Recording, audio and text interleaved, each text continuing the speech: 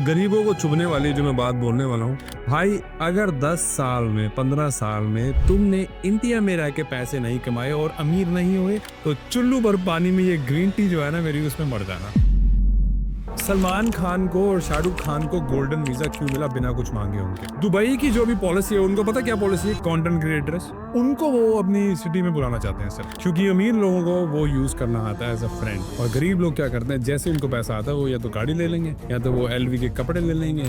Google जो है वो CIA को बिका हुआ है। That's a big statement. बहुत बड़ी सीक्रेट टिप आने वाली है दोस्तों, ध्यान से सुनो। पैसे को आग लगा लोगे तो ज्यादा बढ़िया रहेगा बैंक में रखने से। एक 20-21 साल का लड़का या लड़की है जिनको रियल एस्टेट में उतरना है as a broker, as an agent, कौन से 3 गुरु मंत्र हो सकते हैं उनके लिए जिससे वो शुरुआत कर सकते हैं चीजों का? Mindset is probably the most important one. अगर मेरा मान लीजिए तनख्वाह 1 रुपया है तो मैं इस 1 रुपए को कैसे डिवाइड कर सकता हूँ, ये मानते हुए कि I am also investing in properties. गरीबों, घर मत खरीदो अपने। Okay, change my attitude for this. I can't. Shrotagan, welcome to your podcast with Raj.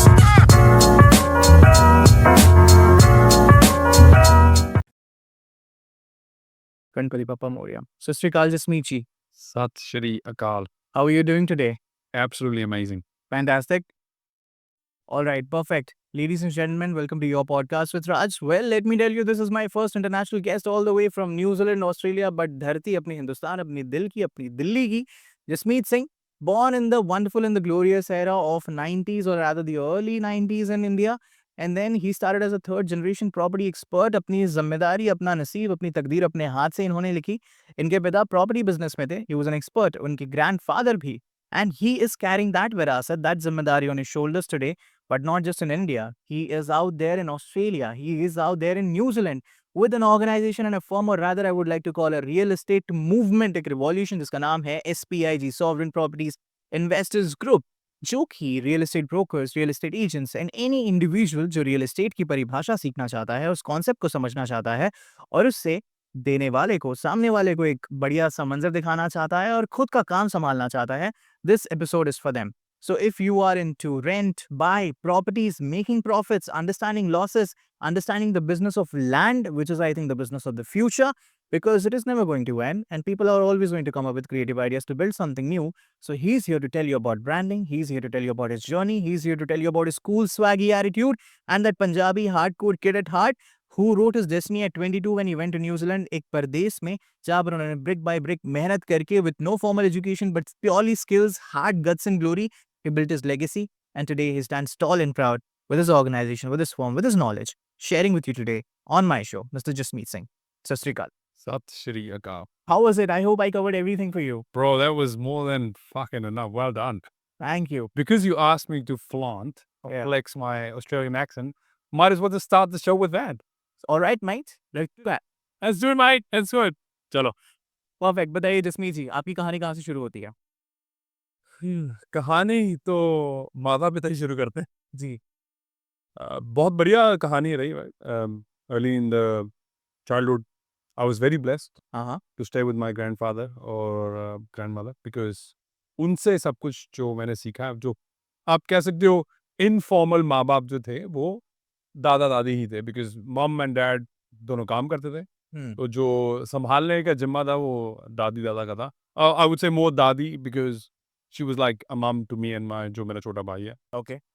But interestingly ये है कि my grandfather had 6 more brothers, Oh, damn. सो 7 सात भाई थे, It's like an army. Army, और एक ही सिर्फ बहन थी। All right. But out of the 7 we were the richest, मतलब आप बोल सकते हो कि 7 भाइयों से सबसे ज़्यादा जो रिच थे वो मेरे दादाजी थे। तो उस करके क्या होता था कि usually a lot of his brothers and other people would actually come, उनकी obviously एडवाइस लेने की, सजेशन देने की, कभी क्या करना क्या नहीं चाहिए, सलाहकार। सलाहकार, तो ऐसा ही होता है। तो बिकॉज वो सलाहकार थे जी। और मैं उन कमरों में ही घूमता रहता था, because I was the young, मतलब एल्डेस्ट था, तो I used to be the one जो रहता भाई समोसे लेके आओ, कैंपा लेके आओ, ये उस टाइम में कैंपा भी होती थी, इनको पता ही नहीं होगा आधे लोगों को। दिल्ली वालों के लिए कैंपा बहुत फेमस है। एग्जैक्टली, तो मतलब फैंटा, कैंपा, कैंपा भी जो कोक का जो फ्रॉड वर्जन, हाँ। I wouldn't say fraud version, but थोड़ी मिर्ची लगाने के लिए बोला था मैं। So that's how it started. But उस रूम में जो मैं छोटे होते से रहा, दैट वाज आई थिंक जो मेरी बिल्ड, जो बेस बिल्ड हो रहा था वो वहीं से हुआ, बिकॉज उस रूम में सिर्फ या तो प्रॉब्लम सॉल्विंग, या तो आइडियाज, ऑपरेशंस। ऑपरेशंस, या जो भी जिस चीज की भी जरूरत है हाँ, वो एबिलिटी मेरे को वहां से मिली है। सो बिजनेस का कीड़ा आई डोंट नो मेरे को कब से था। हाँ, हाँ। वो मेरे को जब मैं व्हेन आई गो बैक मैं सोचता हूँ कि भाई कब से था वो, एक्चुअल में तब लग चुका था, वो बीज जो था वो ऑलरेडी हो चुका था, गड़ चुका था अंदर कि भाई ये भाई साहब अब तो बिजनेस करना है, बट ये नहीं पता था कब। उसके बाद बढ़िया भाई, मैं एथलीट आदमी, शुरू से ही गेम्स पढ़ाई में जीरो, पर not exactly zero, 40 number, perfect 40 number लाओ, अपना पास हो और मूव ऑन करो, अपनी नैया पार कराओ। अपनी नैया पार करो। क्योंकि कल मेरे साथ कोई बात कर रहा था कि भाई उसकी जो फ्रेंड है उसको बहुत साल बाद मिली है, ठीक है, और वो भी सिडनी में है, हाँ, हाँ। और उनको पता नहीं था कि वो एक दोनों सिडनी में रहती हैं, दोनों फ्रेंड्स काफी सालों बाद मिली। तो वो जो लड़की, जिस लड़की से मिली, वो इंटेलिजेंट थी, उसकी फ्रेंड बहुत, और जस्ट बिकॉज उसकी मीटिंग के बाद उसने मेरे को बताया कि भाई वो बहुत इंटेलिजेंट थी, जैसे वो अपने टाइम पे स्कूल में थी। तो फिर मैंने उसको बोला, मैं कहा जो इंटेलिजेंट होते हैं ना, जो ए नंबर होते हैं, वो सी के लिए काम कर रहे हैं, वही हो रहा है, she is an auditor. Alright, understood. So जो लौंडे नहीं पढ़ रहे हैं और जिनका दिल नहीं कर रहा है, टेंशन मत लो, तुम्हें मालिक ने कुछ और करने के लिए बनाया, तुम नौकरी के लिए हो सकता है नहीं बने हो, अपने आप को टेंशन लेने की जरूरत नहीं है भाई। मैं तो ऐसा था कि भाई अगर बोर्ड्स के एग्जाम है ना, एक दिन पहले मैं खेल रहा था भाई, डिडंट केयर, और ऐसे बहुत लोग थे जो चाहते थे मैं फेल हो जाऊं, और जिन्होंने अफवाहें भी फैलाई थी कि भाई मैं तो फेल हो गया हूँ। बहुत नाराजगी हुई जब उनका ही बच्चा फेल हो गया। नहीं, एक्चुअली मैंने भी ये नोटिस किया है कि ये होता यूँ है दैट लाइक जो बच्चे लोग कॉलेज में, स्कूल के टाइम पर बहुत ज़्यादा स्टूडियस होते हैं, उनको ना एक सेंस ऑफ रिलीफ रहता है, एक सेंस ऑफ सैटिस्फैक्शन रहता है, बिकॉज़ वो प्रॉब्लम्स फेस नहीं कर रहे होते जो लास्ट बेंच पर आने वाला 10 में से 3 नंबर, 4 नंबर लाने वाला बच्चा फेस कर रहा होता है। बिकॉज़ मेरे को ऐसा लगता है वो खुद को बचाने के चक्कर में बहुत ज़्यादा क्रिएटिव वे सोचता है कि वो अपने आप को कैसे सस्टेन कर सके। कम टाइम में हाँ, ज़्यादा आउटपुट, एग्जैक्टली। ज़्यादा आउटपुट कैसे निकाल सके। तो आई थिंक वो जो एक तरीका होता है, I am not saying you guys shouldn't study, you guys should always study and aim for the best of the marks that you can possibly, because आपके माँ-बाप आपके पीछे मेहनत कर रहे हैं। बट मैंने ये चीज़ पर्सनल लेवल पे नोटिस की है कि जो ए होता है, जो एक सैटिस्फैक्टरी एनवायरनमेंट में रहता है, उसे वो हार्डशिप्स और अटैक्स, वो ताने सुनने नहीं पड़ते। बट जब वो दुनिया में जाता है तो उसको उसके जैसे हज़ारों दिखते हैं, लाखों दिखते हैं, तो उसके लिए कॉम्पिटिशन अचानक से उसके ऊपर में अटैक करता है। बट जो लोग लास्ट बेंच पे बैठे हुए हैं, जो ऑलरेडी स्टार्टिंग से ये देख रहे होते हैं, तो उनके लिए वो चीज़ उतनी ओवरवेलमिंग नहीं होती, तो वो अपना रास्ता किसी ना किसी तरीके से निकाल लेते हैं। एंड जैसे भी धीरूभाई अंबानी साहब, आई मीन मिडल ईस्ट में जाके उस टाइम पे ही स्टार्टेड सेलिंग बाय तेल के डब्बे, और वापस आके यहाँ पर एक इंडस्ट्री बना ली, and he was not that great at studies. So I think that creative कीड़ा और दैट इनोवेटिव कीड़ा to build something, that entrepreneurial mindset always comes kicks in if you have the right intent for that. I think underestimate भी किया जाता है उन बच्चों को, which is fine. I was very underestimate कि भाई ये क्या करेगा, ये फेल हो जाएगा। बहुत लोगों को बोला गया था कि इसके साथ घूमना बंद कर दो, हाँ, हाँ, हाँ। ये तुम्हारे बच्चों को ले डूबेगा। अब वो ही लोग मुझसे सलाह लेने आते हैं। Alright, so just like your father, that tradition is followed now. सलाहकार, दादाजी, दादाजी, perfect. Tell me something about कि आपका जो रिश्ता है, आपका जो रिलेशन है प्रॉपर्टी से, राइट फ्रॉम द मोमेंट जब आपने होश संभाला, अपने पिता को, अपने दादाजी को काम करते हुए आपने देखा, I guess more with your father, what's the business of property in India? What's it like? Actual में गरीबों को चुभने वाली जो मैं बात बोलने वाला हूँ, और गरीब एक माइंडसेट होता है, गरीब कोई पैसे से कुछ नहीं होता। अगर तुम्हारा अमीर माइंडसेट है तो तुम अमीर आज नहीं तो कल हो जाओगे, like rich dad poor dad. Pretty much, but exactly वही है। पर तुम ऑफेंड हो जाते हो क्योंकि मैं जान के तुम्हें ऑफेंड करता हूँ, ताकि तुम्हें पॉडकास्ट देखो, राज को थोड़ा सब्सक्राइब दो और थोड़ा हेट फैलाओ, ताकि हमें फायदा हो दोनों का ना काम। कंट्रोवर्सीज। कंट्रोवर्सी वो हमें करने का मजा आता है। सो जो मैं बोलने वाला हूँ इनको चुभने वाला है, गो अहेड। पर मैं चुभाने ही आया हूँ। तुमने बुलाया है मेरे को ऑल द वे सिडनी से, तो भाई इनको चुभाऊंगा ही। जब तक ये थोड़ा थ्रस्ट मिलेगा नहीं, तब तक ये चीजें आगे बढ़ेंगी नहीं। So I think it is very important. चलो फिर ले लो, फिर अब तुमने बुलाया, आपका पॉडकास्ट बंद हो जाए तो मैं माफी चाहता हूँ उसके लिए। नहीं, नहीं, ऐसा नहीं होगा, टच वुड, बट आप सलाह दे सकते हैं। ओके, चलो मैं कोशिश करूंगा। जी। भाई अगर 10 साल में, 15 साल में तुमने इंडिया में रह के पैसे नहीं कमाए और अमीर नहीं हुए, तो चुल्लू भर पानी में ये ग्रीन टी जो है ना मेरी, उसमें मर जाना। जो कि राज में खुद बनाई है अपने हाथों से, जबरदस्त ग्रीन टी, नींबू मसाला डाल के इसमें डालो नींबू मसाला, उसमें चुल्लू पर पानी में डूब के मर जाना। सो दी एबिलिटी और जो अपॉर्चुनिटी है इंडिया में पैसे कमाने की, it's unfucking believable bro, but if you don't take it, ये आपकी गलती है। इसी को मैं बोलता हूँ गरीब माइंडसेट। और एक और, गरीबों घर मत खरीदो अपना, रहने वाला कोई घर नहीं होता। फ्लैट से अच्छा पैसे को आग लगा दो, वो ज्यादा बढ़िया रहेगा। या मेरे अकाउंट में डाल देना, मैं डबल करके तो मैं वापस भी कर सकता हूँ। दैट्स अनदर अपॉर्चुनिटी आपके पास है। फ्लैट्स नहीं लेने, खासकर मेट्रोपॉलिटन शहरों में 100% ब्रो, उनको तो हाथ भी नहीं लगाना चाहिए। कितना बुरा डिसीजन हो सकता है फाइनेंशियली, एंड क्यों हो सकता है? Can you break it down? Sure, क्या इतना बड़ा वो डिसीजन हो सकता है कि अगर आप मिलियनर बनना चाहते हो या हो भी सकते थे, वो आपको गिरा देगा जब आप फ्लैट्स ले लोगे। और ये क्यों है मैं वो आपको बता देता हूँ। फॉर एग्जाम्पल, मान लो 1 CR का आपने फ्लैट लेना, वैसे चलो मिलेगा नहीं, पर 1 CR में मुंबई में एक 1 BHK ही मिलेगा विदाउट गैलरी। वही मैं कह रहा हूँ, वही सिर्फ बात करने में, सिर्फ बात करते हैं ना। एग्जाम्पल दे रहा हूँ ताकि इजी मैथ करूंगा, समझ आ जाएगा थोड़ा बढ़िया। आपके पास 20 लाख है डाउन पेमेंट, राइट? हाँ। आप उसको लेके 1 CR कर लोगे, करेक्ट?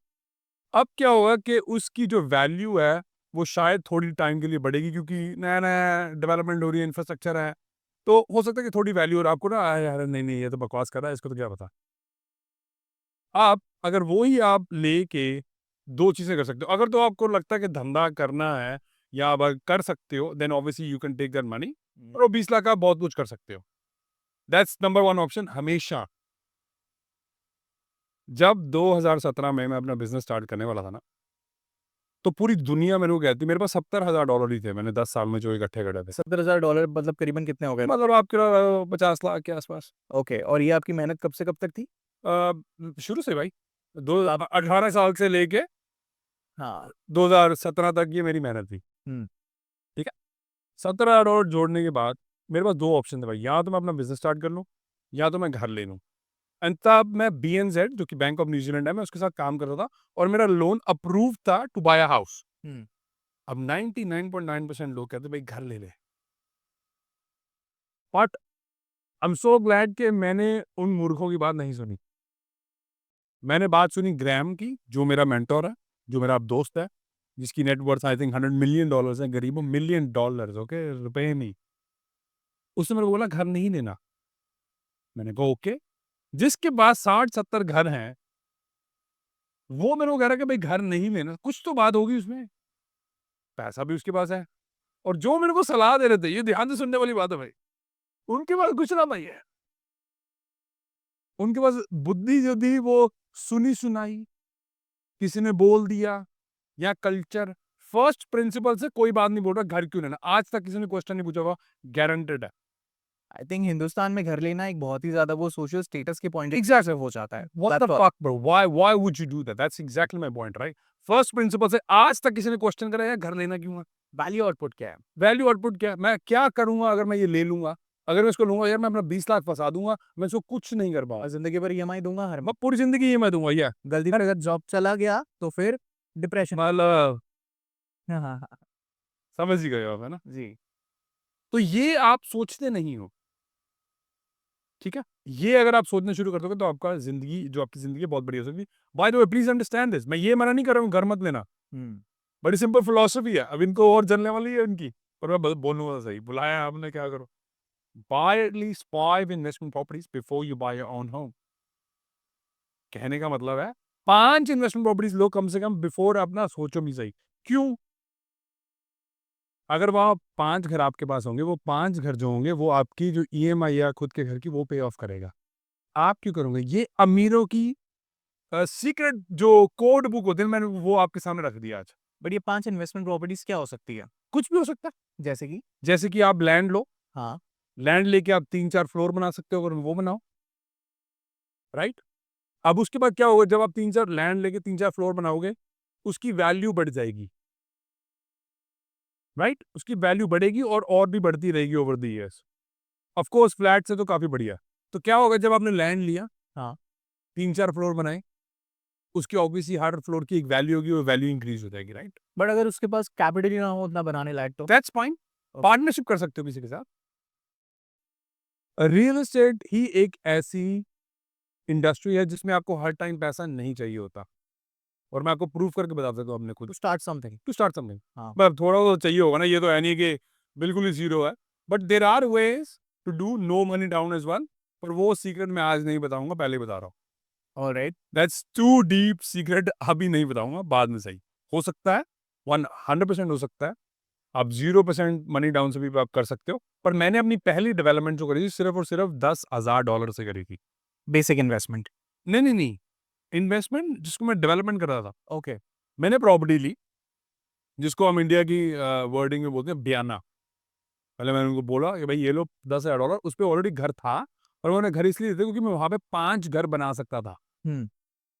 तो होता क्या है कि जब आप 5 घर बना सकते हो, अगर आप उसका सिर्फ अप्रूवल ले लो, तो बैंक क्या करता है, बैंक उसकी वैल्यूएशन कर देता है कि भाई अच्छा है, बेस्ड ऑन दिस नया अप्रूवल और जो काउंसिल ने बोला है, या जो लोकल गवर्नमेंट आप बना सकते हो, उसके बेस पे इसकी घर की नई वैल्यू ये होगी, XYZ। और उसमें क्या होगा कि भाई मैंने $10,000 डाला, उसके बाद बाकी थोड़ा सा पैसा खर्च के जो बाकी का काम करा, उसको मैं लेवरेज करके सेटल कर सकता हूँ, बाकी बैंक मेरे को लोन दे देगा क्योंकि वैल्यू ऑलरेडी घर की बढ़ चुकी है। ओके। यही आप कर सकते हो इंडिया में भी, और कहीं पे भी कर सकते हो। क्योंकि कल कल मैं अपनी कज़न के घर में बैठा हुआ था मुंबई में। तो उनका हस्बैंड बहुत बढ़िया आदमी है, so he is a very good friend of mine. अब मैं उसको भाई जीजा नहीं बोलता, उसको फ्रेंड ही बोलता हूँ, because he is a friend. तो हम बैठे हुए बात-शात कर रहे थे उसके घर पे, तो कहती, "तू तो ऑस्ट्रेलिया और न्यूज़ीलैंड में करता है और दुबई में करता है, तो तू इंडिया में कैसे बात करेगी?" मैं कहा, "this is exactly the reason that I should be talking", क्योंकि रियल एस्टेट का जो बेसिक है, वो हर जगह वही है। हर जगह वो ही है। जो फंडामेंटल स्टॉक मार्केट के है, वो हर जगह वो ही है। जो फंडामेंटल बिज़नेसेस के हैं, जैसे जो इंडिया में देख के आप वैल्यूएशन किसी बिज़नेस की करते हो, सेम एग्ज़ैक्टली वो बाहर है। हुँ। कुछ डिफरेंस नहीं है। सो इसीलिए जो फंडामेंटल्स है, जब आपको फंडामेंटल्स क्लियर हो जाए, जब आपको स्ट्रैटेजी क्लियर हो जाएगी, आप क्या-क्या कर सकते हो, वो हम कहीं पे भी अप्लाई कर सकते हो। ठीक है। So now let's get into it strategically, ठीक है? मतलब स्टेप बाय स्टेप जाते हैं। अगर कोई एस्पायरिंग रियल एस्टेट ब्रोकर है, रियल एस्टेट एजेंट बनना चाहता है या फिर इस इंडस्ट्री को समझना चाहता है, उसके लिए एक क्विक क्रैश कोर्स करते हैं, जो आप उसको बिट्स एंड पीसेस में समझा सकते हैं। Let's talk about equity, let's talk about land, है ना? रेंट, ओनरशिप, रेंट यील्ड, हर चीज़ के बारे में बताते हैं। New Zealand, Australia, India, America, properties का यहाँ पर क्या सिनेरियो है, कितना डिफरेंट है, कितना सिमिलर है, ये समझते हैं। और साथ ही साथ ये समझते हैं कि क्यों घर सिर्फ एक लायबिलिटी के पॉइंट ऑफ व्यू से नहीं, क्योंकि जो वो अंत में बन जाती है जब आप डाउन पेमेंट देके ईएमआई कैसे चढ़ा दो, बल्कि आप उसे एसेट में कैसे कन्वर्ट कर सकते हो। So let's just take them through a very quick crash course, ठीक है, भी with your anecdotes and all. सबसे पहले, what is the state of real estate? अगर जिस शहर में हम बैठे हैं यहाँ इस वक्त मुंबई में, जो कि राजधानी कही जाती है, फाइनेंशियल कैपिटल कहा जाता है, और ओवरऑल इंडिया में, what is the future like in the next 5 years or 1 decade? मैं आपको ऑलरेडी बोल चुका हूँ, 10 साल में अगर आपने पैसा नहीं कमाया, तो ये आपकी गलती है। हम्म। ज़रूरी नहीं है कि आप जहाँ रह रहे हो, वहीं पे खरीदना है। ओके। नवी मुंबई बन रही है, अभी पालघर में बहुत अपॉर्चुनिटीज़ हैं। अगर मैं आपकी जगह हूँ, तो मैं सूरत भी चला जाऊँगा। क्योंकि वहाँ रेट्स कम है। This is exactly my point. जो नवी मुंबई है, वो जो बन जाएगी, जब वो पूरी एस्टैब्लिश हो जाएगी, उसका प्राइस भी वहीं जाएगा भाई। बिल्कुल, जिन्होंने आज से 30 साल पहले नवी मुंबई में प्रॉपर्टीज इन्वेस्ट किया था, जब वो जंगल था, पहाड़ था, आज वो बहुत खुश है। बहुत एग्ज़ैक्ट। रियल एस्टेट का जो एक्चुअल सीक्रेट ये है कि अगर आप 5 साल अहेड देख सकते हो, तभी आप पैसे कमाओगे। ओके। या आपको पता है कि यहाँ पे कोई इंफ्रास्ट्रक्चर आ रहा है, या यहाँ पे पॉपुलेशन बूम आ रही है। हमारे पास राज 23 से 24 डाटा पॉइंट्स है, जिसको हम यूज़ करके प्रॉपर्टीज़ खरीदते हैं। सो ऑस्ट्रेलिया में 15,000 सबअर्ब्स हैं। ओके। 15,000 सबअर्ब्स हैं ऑस्ट्रेलिया में। फॉर एग्ज़ाम्पल, जैसे मान लो हम सेक्टर 1 में हैं, जस्ट फॉर एग्ज़ाम्पल, जहाँ पे अभी हम कुरला में हैं, राइट? हाँ। अभी हम कुरला में हैं, कुरला का एक सेक्टर हो गया, इसको एक सबअर्ब बोल देते हैं, हाँ। या इसको एक छोटी-सी लोकेलिटी। लोकेलिटी बोलते हैं, राइट? ऐसे ही 15,000 सबअर्ब्स जो हैं ऑस्ट्रेलिया में हैं। अब उस 15,000 में से हम सिर्फ़ और सिर्फ़ 24 या 25 में इन्वेस्ट कर रहे हैं। ओके। ये जो एलजीज़ हैं, उनको एलजीज़ हम बोलते हैं, कि जो लोकल जो गवर्नमेंट्स हैं या काउंसिल है, उनको सिर्फ इतने। क्योंकि जो डाटा ड्रिवन अप्रोच है, वो हमें पता है कि यहाँ पे पॉपुलेशन क्यों जाएगी, यहाँ पे पैसा क्यों बढ़ेगा, यहाँ पे लोग क्यों मूव होने की सोचेंगे, यहाँ पे क्या इंफ्रास्ट्रक्चर आ रहा है। ये सारे सवाल आपके दिमाग में आने चाहिए बिल्कुल 100%। ही थे। अगर आपको पैसा कमाना तो, अगर नहीं कमाना तो उसको आग लगा दो, वो आपकी मर्जी है। आपके पैसे जो मर्जी कर, मेरे को कोई दिक्कत नहीं। सो इसीलिए जो ये बात समझ जाएगा कि भाई अगर आप फ्यूचर में नहीं देख सकते हो, देन आप पैसा नहीं कमाओगे रियल एस्टेट में, सिंपल सी बात है। Okay, give me your best 5 data points जो कि मस्ट ही है। भाई infrastructure is definitely one. Okay. ठीक है, infrastructure is one, number 2 is population, hmm, number 3 के इस पे आसपास क्या हो रहा है। हम्म, इन अ वे कि जैसे मान लो कुरुला का एक सेक्टर बढ़ रहा है, पर वो अभी तक ना उसके बाद वाला जो है ना वो फार्म लैंड है, या वहां पे जो ऐसा लैंड है उसको कोई टच नहीं कर रहा है। That is something that I would be really looking at, कि भाई उसके जहां पे बूम आ रहा है ऑलरेडी, नवी मुंबई में जैसे एग्जांपल के तौर पे, यार उसके आसपास जो लोग हैं वो क्यों नहीं खरीद रहे, वो क्यों नहीं खरीद रहे। I would be very very curious. I think ये टॉप 3 अगर आप रख लो, बाकी तो अगर लिस्ट में बनाने लगे तो फिर बहुत लंबी हो जाएगी, कहाँ से 23-24 आपको पॉइंट दूंगा। लिखे तो हमारे पास सब कुछ है, तो वो definitely that's something we can do, but this is what we do based on that. So top 3 are infrastructure, growth कहाँ पे आ सकती है, और obviously population plays a very very important role. और सॉरी, वन मोर थिंग जो कि बहुत इंपॉर्टेंट है, कि भाई इस जगह पे कितने ओनर ऑक्यूपाइड, मतलब कितने घर में खुद के घर में बंदे रह रहे हैं, और कितने इन्वेस्टर्स हैं। क्यों? बहुत इंपॉर्टेंट रोल प्ले करता है वो। ऑलराइट। जब वहाँ पे लोकेलिटी में ऑलरेडी आपको पता है कि यहाँ पे ज़्यादा जो लोग रह रहे हैं वो ओनर ऑक्यूपाइड है, मतलब ये उनका खुद का घर है, हाँ। उस पे हमें पता है कि यार इसकी जो ग्रोथ है ना ये स्टेबल रहने वाली है। पर जब एकदम से इन्वेस्टर पैसा डालना शुरू करते हैं किसी जगह पे, वो भी एक अच्छा तरीका है, अच्छा साइकिल हो जिससे पैसे आप कमा सकते हो, but that's not the right place to stay longer. क्योंकि जैसे ही इन्वेस्टर का पैसा निकलेगा वो मार्केट गिरने के चांसेस ज्यादा हो जाते हैं। तो आपको राइट टाइम पे एग्जिट करना है। राइट टाइम में एग्जिट करना, क्योंकि exit is the most important thing. आज तक किसी बंदे ने ये नहीं सोचा होगा कि ये मैं प्रॉपर्टी जो ले रहा हूँ मैं क्यों ले रहा हूँ, इसका एक्चुअल में रीजन क्या है, what am I trying to get out of this property, या बिजनेस, या ये रिलेशनशिप, मतलब कुछ है भी है कि नहीं है कि मैं बस टाइम पास कर रहा हूँ। तो आप कह रहे हो कि जो इमोशनल एस्पेक्ट है उसको साइड में रखते हैं, प्योरली बिजनेस सीन से देखते हैं इसे। गरीबों और अमीरों में फर्क ही सिर्फ इमोशंस का है बस। इमोशंस अमीरों में भी होते हैं, पर उनको पता है भाई कहाँ पे उसको यूज करना है, वो रिलेशनशिप में इमोशंस रखते हैं। तो सबको रखने चाहिए क्योंकि वो एक रिलेशनशिप है, राइट।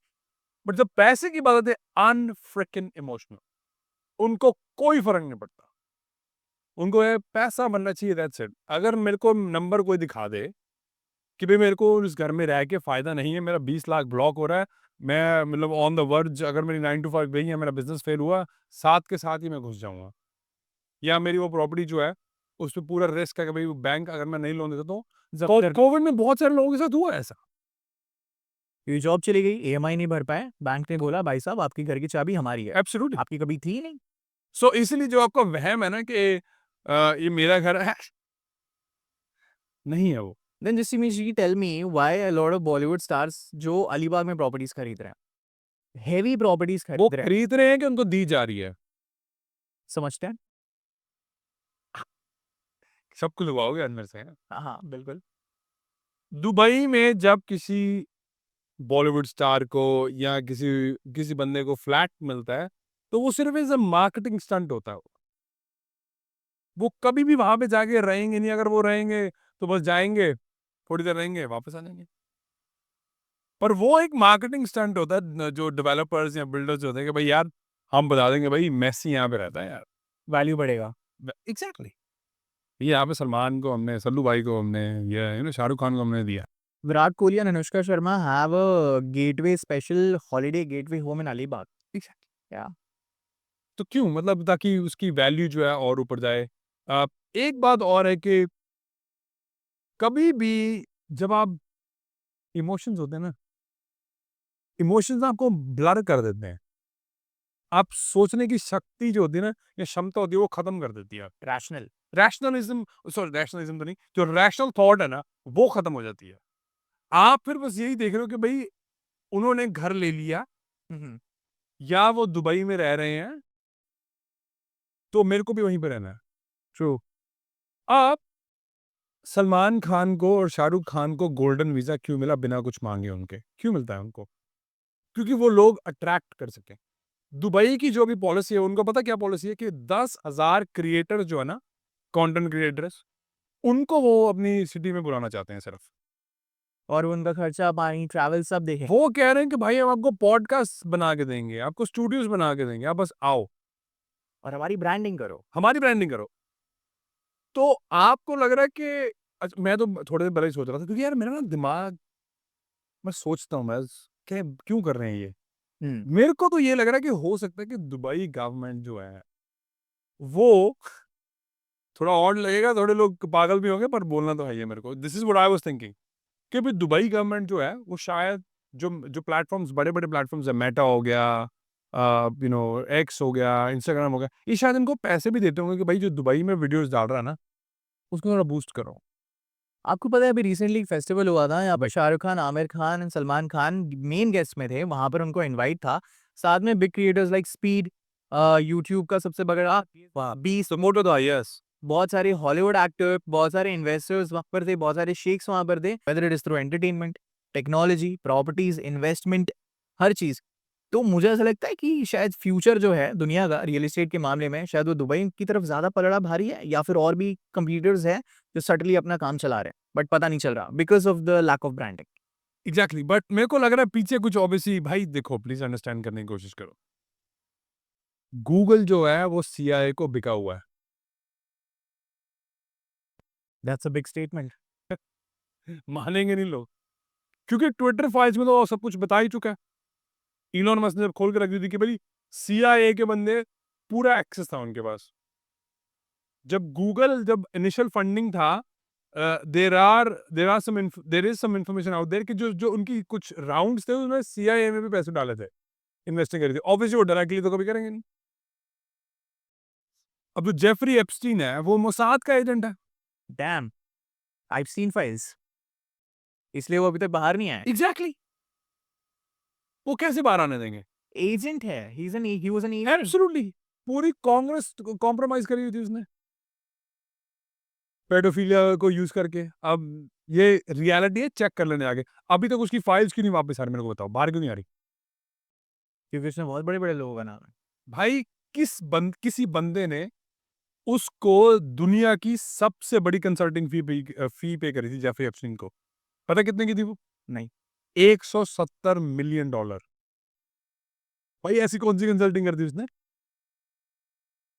ऐसी क्या कंसल्टिंग कर दी भाई? $170 मिलियन उसको कोई कंसल्टिंग फी दे रहा है। उसका जो न्यूयॉर्क वाला घर था ना जेफरी एप्स्टीन का, वो भी उसको कंसल्टिंग में गिफ्ट मिला हुआ है। $70 मिलियन का घर था वो। तो आपको ना आपकी क्षमता जो है ना एनालाइज करने की, वो खत्म हो जाती है, बिकॉज आप इमोशनल बहुत ज्यादा हो।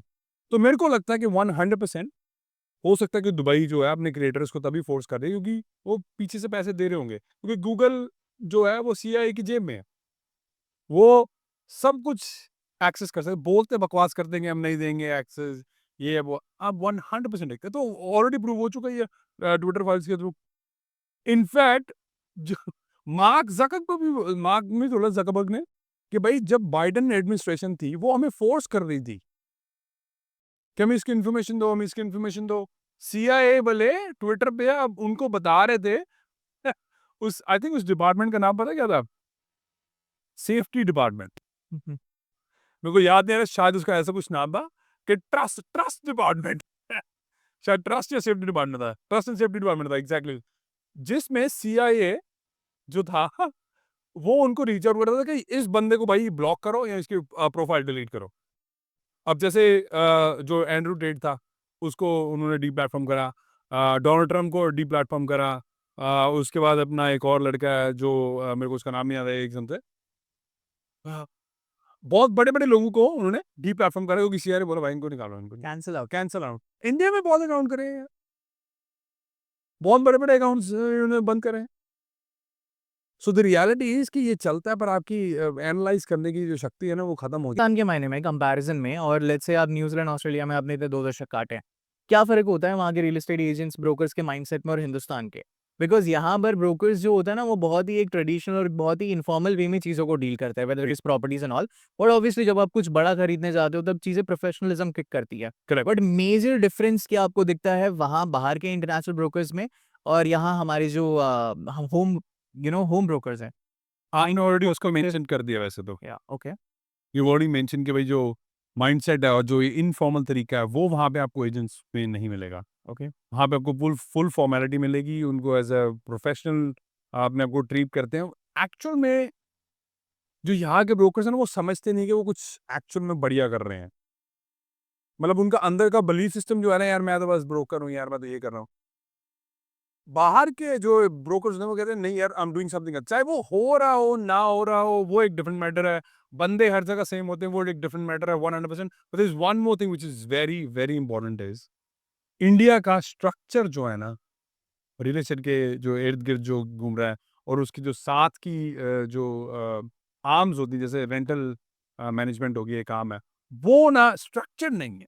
And that's something that I can 100% मैं भारत सरकार को भाई आपसे मैं खुलेआम आपको बोल रहा हूँ, if you need a structure I have all the experience, इसको मैं आपको स्ट्रक्चर दे सकता हूँ। बिकॉज जो मैं बोलने वाला हूँ ये बहुत बड़ा मैसेज है भारत सरकार के लिए। ऑब्वियसली आप स्मार्ट हो और बहुत बड़ा आपको पता होगा, but this is going to be very very important. आपको समझ आएगा मैं क्यों बोल रहा हूँ। आप एक काम करना, हिस्ट्री में जाना। हिस्ट्री में जब आप जाओगे तो आपको पता चलेगा कि भाई कोई भी बूम जो है ना, चाहे वो स्टॉक मार्केट का बूम है, चाहे वो एक्चुअल में बूम है, चाहे वो जॉब्स ज़्यादा आ रही हैं ऑल ऑफ अ सडन, वो हर एक बूम जो स्टार्ट होता है वो रियल एस्टेट या लैंड से स्टार्ट होता है। इतिहास में भी इसका इतिहास में आप रे डालियो की किताब है, 18.6 ईयर साइकिल की एक स्टडी है, आप उसको भी पढ़ सकते हो। रे डालियो की किताब है चेंजिंग, दिमाग से एकदम से मेरा स्लिप हो गया। रे डालियो की किताब है, उसमें उसने 150 ईयर्स के हाँ, हाँ। उसने जो आपका पैटर्न है वो उसको खोल के बताया कि भाई ये जो पैटर्न है ये बार बार रिपीट होते हैं। सो वो जो स्ट्रक्चर जो है वो मिसिंग है, that's something that I can definitely help because थोड़ा सा एक्सपीरियंस है थर्ड थ्रू एसपीआईजी।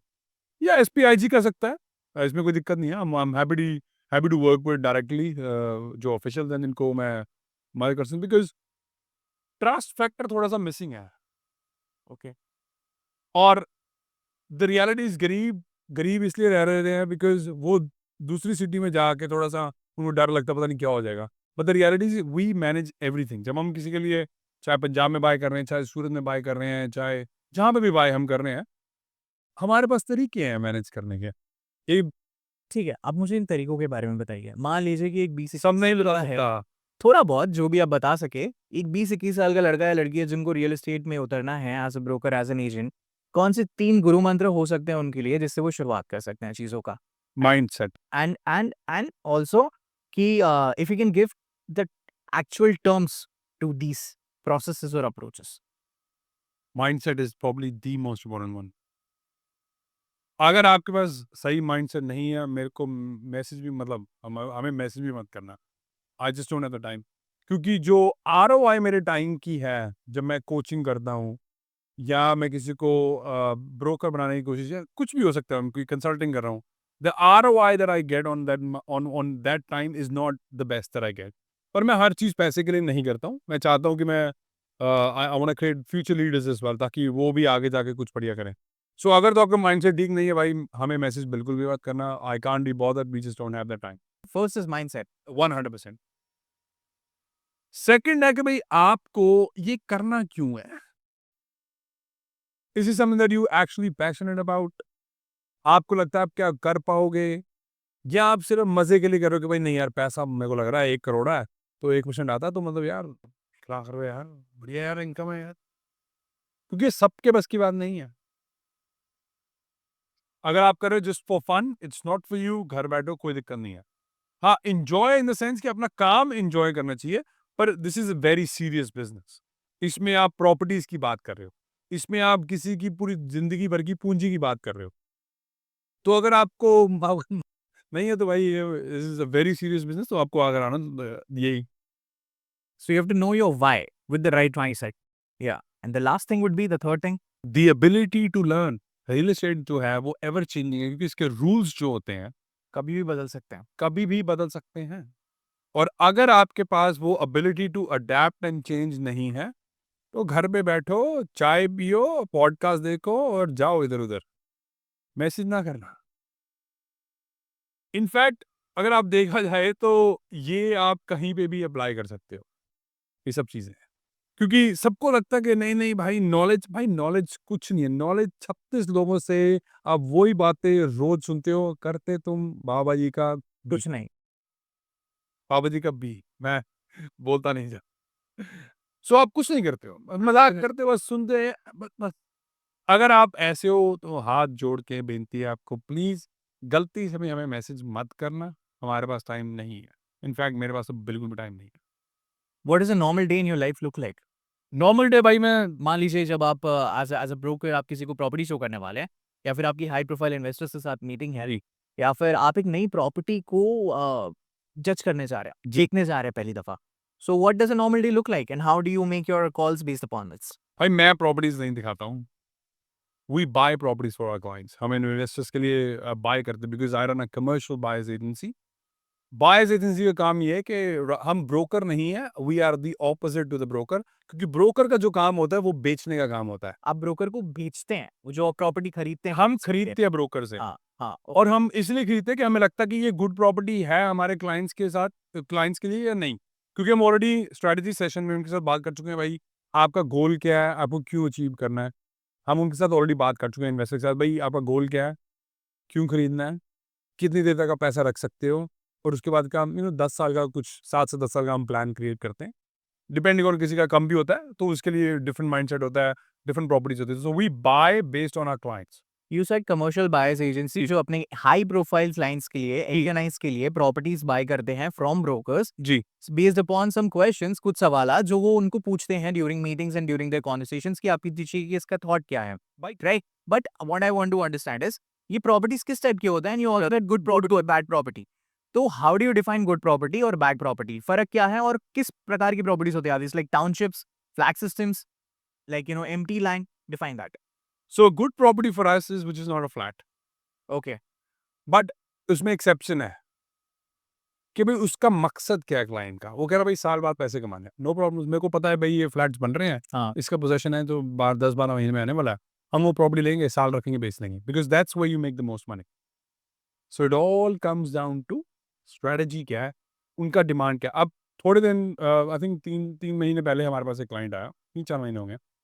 कह रहा भाई $4 मिलियन ये लो, $4 मिलियन है करीब, वो रुपए नहीं है। ओके, कह रहा भाई $4 मिलियन ये लो, मेरे को 5 साल में 7% की ग्रोथ से पैसा चाहिए वापस। तो जोन सी प्रॉपर्टी पे बोलेगा मैं उधर साइन कर दूंगा। मैं पूछूंगा भी नहीं, पहले पैसे ये लो, तुम्हारे जो पैसे हैं ये लो पहले। गरीब और अमीर लोगों में ये फायदा होता है, गरीब लोग प्रोफेशनल्स को हायर नहीं करना चाहते हैं। उनको लगता है हाय हाय मैं पैसा खर्च लूंगा भाई, खत्म हो जाऊंगा भाई, मेरी जिंदगी खत्म हो जाएगी, मैं अपना पैसा किसी और को क्यों दूं? क्यों दूं। अमीर लोग कहते हैं यार तेरे पास तू थर्ड जनरेशन एक्सपर्ट है भाई, मैं इतना सीखना चाहूंगा, पता नहीं कितने साल लग जाएंगे, ये ले पैसा, पहले पैसे। एक्सपर्टीज का पैसा दे रहा है। एग्जैक्टली उनको पता है कि मेरे को पैसा बना के देगा। सो ये जो मैटर है सबसे बढ़िया, ये डिपेंड करता है सबसे पहले, सॉरी, कि उनका गोल क्या है, कितनी देर हमने पैसे रखने हैं। हाँ, हाँ। और हमारा एक असेसमेंट है, अगर आपको हमारे साथ काम करना है तो हम आपसे 32 क्वेश्चंस पूछते हैं। मुझे आपके साथ काम करना है, पूछिए मुझसे 32 क्वेश्चंस। 32 क्वेश्चन अभी मैं लिस्ट निकालने बैठ गया फिर तो होगा काम। उसमें मैं मेजर मेजर आपको क्वेश्चन बता देता हूं बिल्कुल। कि भाई आपका गोल क्या है, आपको क्यों करना है, आपके करंट रिसोर्सेज क्या है, एसेट्स, एसेट्स है, लाइबिलिटीज क्या है, इनकम क्या है, why are you doing it. So 32 question है। और अगर आपको ये क्वेश्चंस फ्री में चाहिए तो मेरे इंस्टाग्राम पे जाके property.strategist पे जाके असेसमेंट वर्ड हमें डीएम कर दो, will send it to you free. करो, कोई दिक्कत नहीं हमें। मैं डिस्क्रिप्शन में ये लिंक अटैच कर दूंगा। Please go ahead and get this 32 questions because ये 32 सवालों के 32 जवाब आपके दिमाग की 32 ही लगा देंगे। एक्चुअल में करेक्ट, जो ये 32 सवाल आंसर कर देगा ना भाई, उनको कम से कम खुद तो क्लैरिटी हो जाएगी कि मेरे को क्या करना और आपको पता होगा कि ये बंदा स्पेस ऑफ क्लैरिटी से आया है कि नहीं है। हाँ, उसमें कुछ क्वेश्चंस ये भी हैं कि भाई are you willing to invest और नॉट। और अगर आप कह रहे हो कि भाई मेरे को फ्री की एडवाइस चाहिए, कह रहे भाई साहब हमारे पास टाइम ही नहीं है। So the minimum amount property that I work with, जो मैं इन्वॉल्व होता हूँ, वो कम से कम 10 करोड़ के आसपास होनी चाहिए भाई।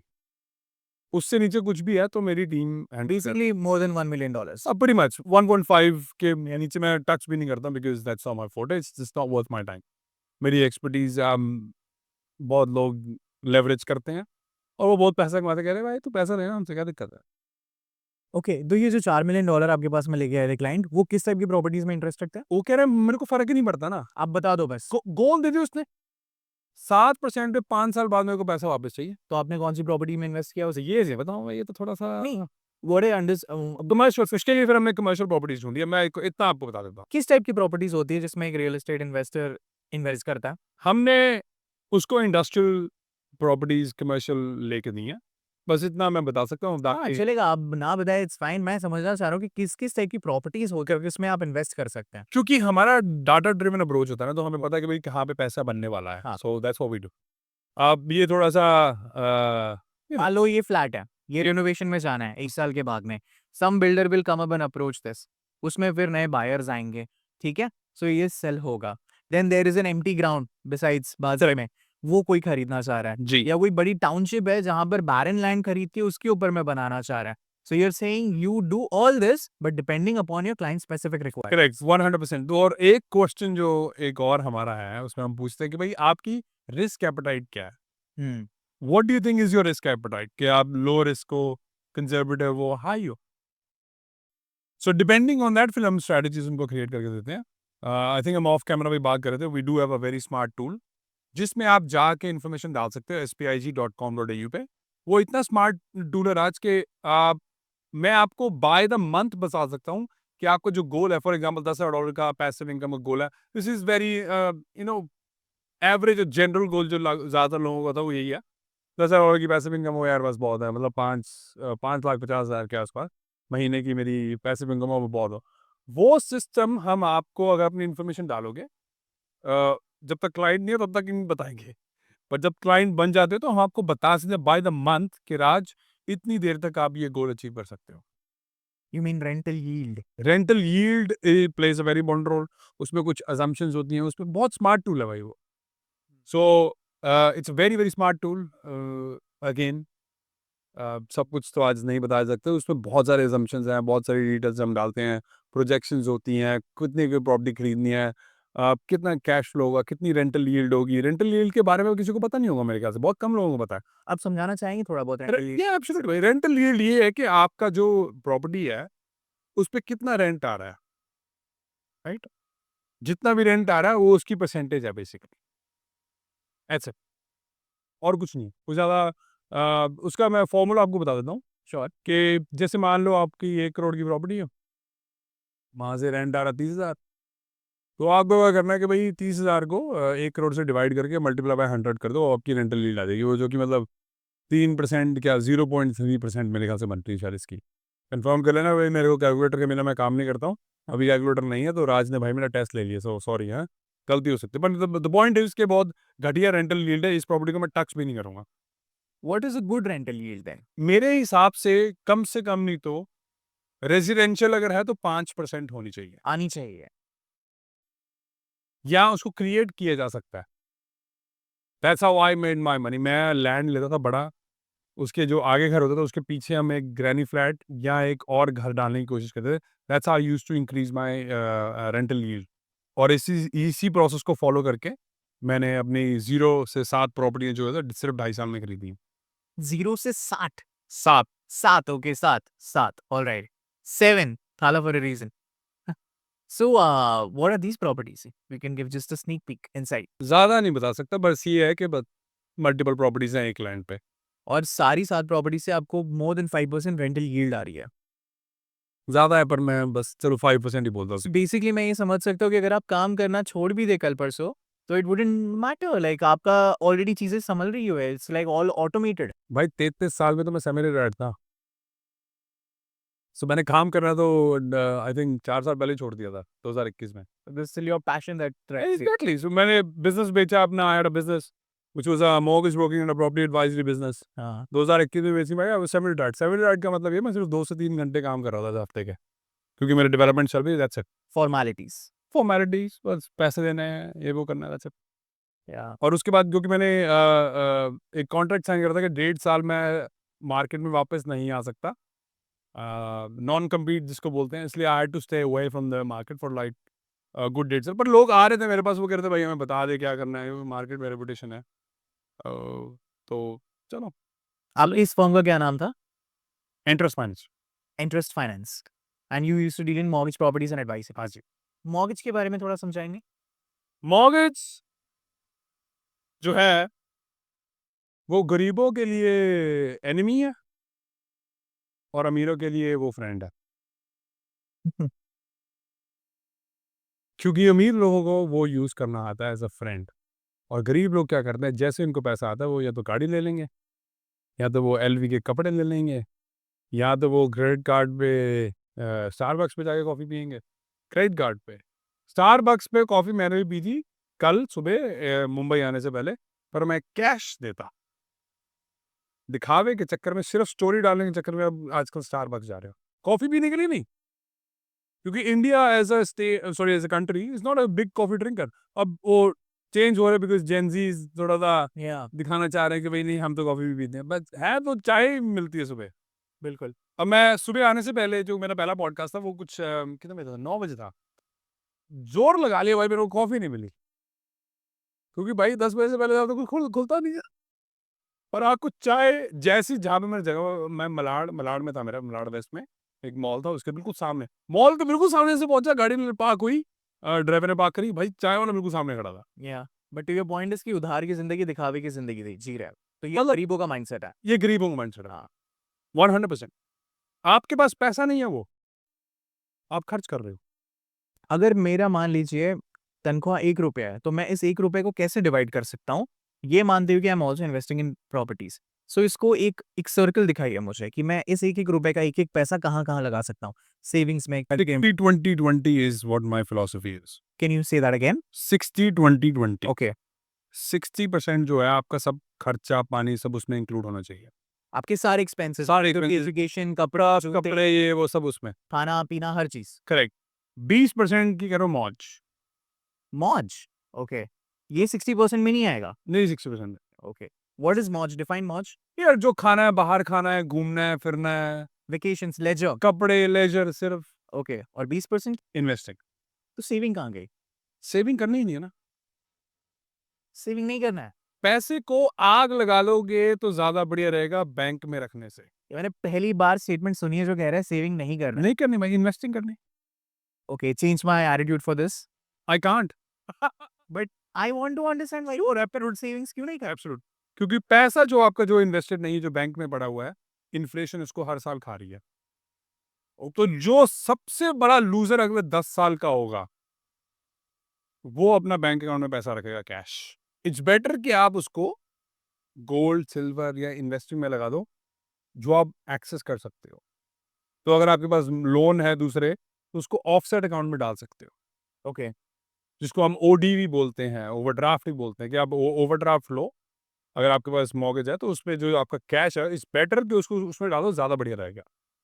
पर कैश वाला बंदा आग लगा दो, ज़्यादा बढ़िया है। और इस इन्वेस्टमेंट में हर चीज आ जाती है, आपके पर्सनल इन्वेस्टमेंट्स आ जाते हैं, रियल एस्टेट इन्वेस्टमेंट्स आ जाते हैं, इफ यू हैव एनी, और if you plan to build something. Basically आपको अपना पैसा बनाने के लिए उस पैसे को लगाना है। पैसा काम करना चाहिए भाई। You will have to make your money work. Work you. अमीर लोग बस यही करते हैं। इतना छोटे है, छोटे छोटे डिफरेंस है, पर वो आते माइंडसेट से हैं। और वो छोटी छोटी इन्वेस्टमेंट से शुरू हो सकते हैं। बिल्कुल, कुछ भी हो सकता है, जरूरी नहीं है। आप ब्लिंकिट यूज कर करके ना आपका दिमाग खराब हो गया है। आलसी बन गया है, लोग नीचे नहीं जाते सब्जी खरीदने के लिए। आपको कल अमीर बनना है। ब्लिंकिट से पैसे लेना, थोड़ी उनकी मतलब वो कर दी हमने एडवर्टाइजिंग, तो है उनको मैसेज कर देना ये क्लिप भेजिए भाई, पैसे वैसे दे दिया करो। क्योंकि आजकल मैं ब्लिंकिट का थोड़ा सा यूज कर रहा हूँ, ओके। क्योंकि माइंडसेट है ना यार। Not that I am saying कि ब्लिंकिट यूज मत करो, ब्लिंकिट यूज करो, कोई दिक्कत नहीं है, पर वो माइंडसेट को हावी मत होने दो अपने सिर पे क्विक कॉमर्स। कि कल बस मैं अमीर हो जाऊं। किसी भी अमीर बंदे के साथ अगर आप जाके बैठोगे, अगर आप उससे पूछोगे कि भाई मेरे को पैसा कमाना है, क्या करना है, उसका जरूर आपको आंसर है कि उसने बोला भाई पेशेंस तो तेरे को रखना पड़ेगा।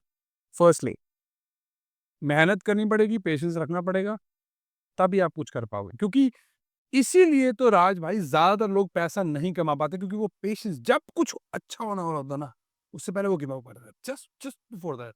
एक बहुत बढ़िया फोटो पड़ी हुई है इंटरनेट पे, जिसमें दो लोग ना खोद रहे होते हैं कुछ लेने के लिए, और एक बंदा ऊपर होता है और उसका ना बस आई थिंक 1-2 बारी अगर वो और मारता ना तो उसके पीछे हीरे-हीरे मतलब नज़र आता है। बहुत बढ़िया फ़ोटो है वो।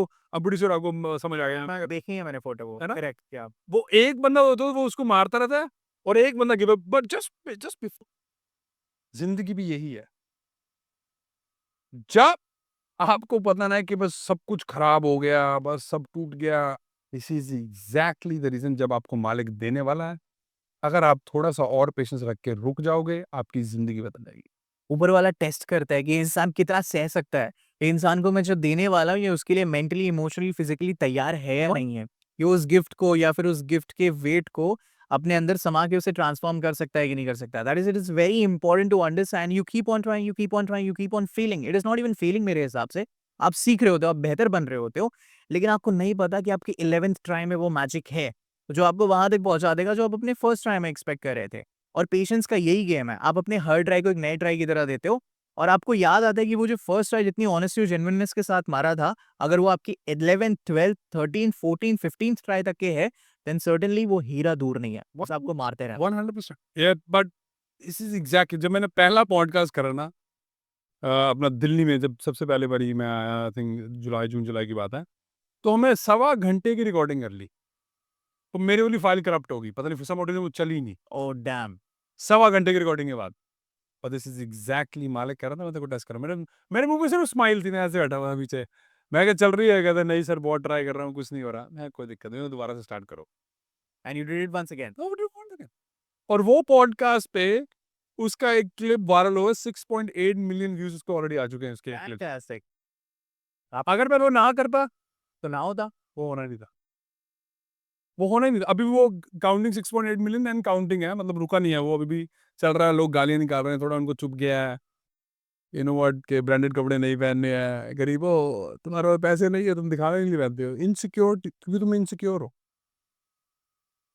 इनसिक्योरिटी को छुपाने के लिए तुम ब्रांडेड कपड़े पहनते हो, ब्रांडेड जूते पहनते हो। ब्रांडेड जूते पहनते हो। नहीं भाई ब्रांडेड तो मैं भी पहनता हूँ, पर वो सब कैश है सब यू नो। एक लड़की का उसको मैसेज आया, एक लड़के का कमेंट आया, कहती कभी ज़िंदगी में देखा आपने 5 लाख के जूते कभी खरीदे हैं? खरीद भी सकते हो। मैंने कहा मैंने 723 करोड़ की रियल एस्टेट की ट्रांज़ैक्शंस करी हुई है। तेरे को लगता है मैं 5 लाख के जूते नहीं ले सकता? पॉइंट ये नहीं है वो ब्रांडेड नहीं पहना है, पॉइंट ये है कि आप उसे अफोर्ड कर सकते हो नहीं कर सकते। एग्ज़ैक्टली। जो मार्क ज़करबर्ग है वो ऑब्वियसली उनके टेलर्ड जो होंगे वो खुद के होंगे, 100% होंगे और उनकी टी-शर्ट हो सकता है उससे भी महँगी हो। पर पॉइंट ये नहीं था। पर वही था ट्रिगर्ड। भाई मैं तो चाहता हूँ मेरे को 2-4 ऐसी और यू नो मेरी वायरल कराओ जो 7-7 8-8 मिलियन जाए तो मेरे को मज़ा आए। आपकी ज़ुबान पे सरस्वती इस एपिसोड के सारे क्लिप्स वायरल हो जाए, ऐसे मैं उम्मीद करता हूँ क्योंकि आई थिंक आपने बहुत कुरेदा है यहाँ पर गरीबों के माइंडसेट को या गरीब माइंडसेट को, ना कि गरीबों को। गरीब कोई नहीं होता भाई। हम भी ऑलमोस्ट बैंकरप्ट थे यार। या you start from zero. -0 bro. अपनी बुआ को पैसे दिए मैंने। अपने पापा का कर्जा मैंने खुद उतारा है। सो मैं माइनस में था। क्या बात कर रहे हो? पर मैं कभी गिव अप नहीं करा, मैंने कभी सोचा नहीं, मैंने यही बोला मैं कहा मालिक तू टेस्ट कर रहा है मेरे को पता है। मैं भी शांति से बैठा हूँ। कितनी तक टेस्ट करेगा? मेहनत करना मेरा काम है और वो तो मैं छोड़ूँगा। वो नहीं मैं छोड़ूँगा। पर राज भाई कसम से बता रहा हूँ, अगर आपको मिलियनेयर बनना है तो ये अगर आपने कर लिया तो आप मिलियनेयर बन जाओगे गारंटीड। बहुत बड़ी सीक्रेट टिप आने वाली है दोस्तों, ध्यान से सुनना।